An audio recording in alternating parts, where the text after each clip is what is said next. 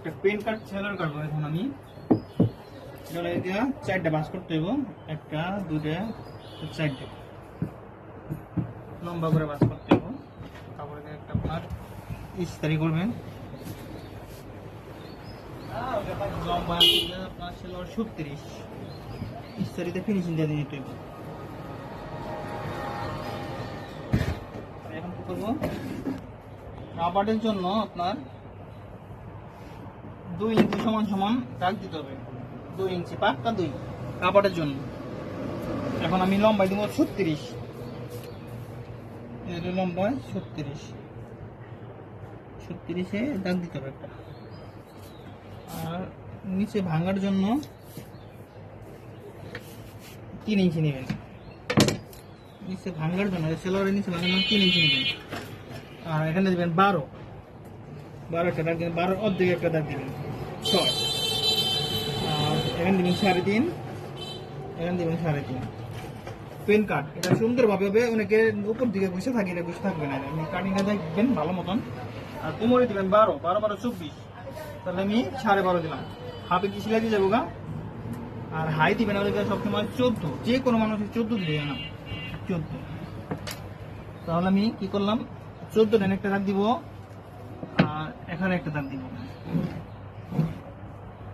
তাহলে এনে একটা দিব 12 থেকে আমি এখান থেকে কি করবো, আমি 1.5 ইঞ্চি বাড়তি রাখবো, 1.5 ইঞ্চি বাড়তি রেখে কি করবো, আমি এখানে ওইভাবে রাউন্ড দিব। আর ওই যে এখানে দাগ দিছি না, 12 দিছি না, 12-এর অর্ধেক দিছি, তারপর দিই 3.5 দেওয়ার পরে আপনার এখান থেকে আর এখান থেকে একটা দাগ দেন, উঁচু করে ধরো, আমি সম্পূর্ণ উঁচু করে দেবো,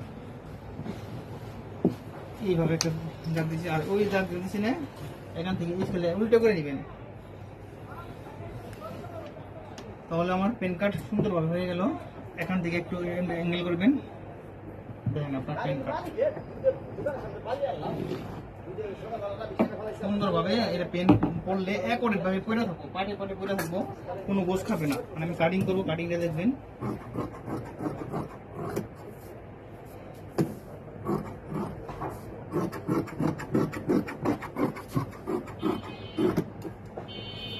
সম্পূর্ণ সুন্দরভাবে কাটিং করলাম, ভিডিওটা দেখবেন। এখন আমি বর্তমানে কাটিং দিব, পরবর্তীতে সেলাইয়ের জন্য দেখাবো কিভাবে সেলাইতে হয়।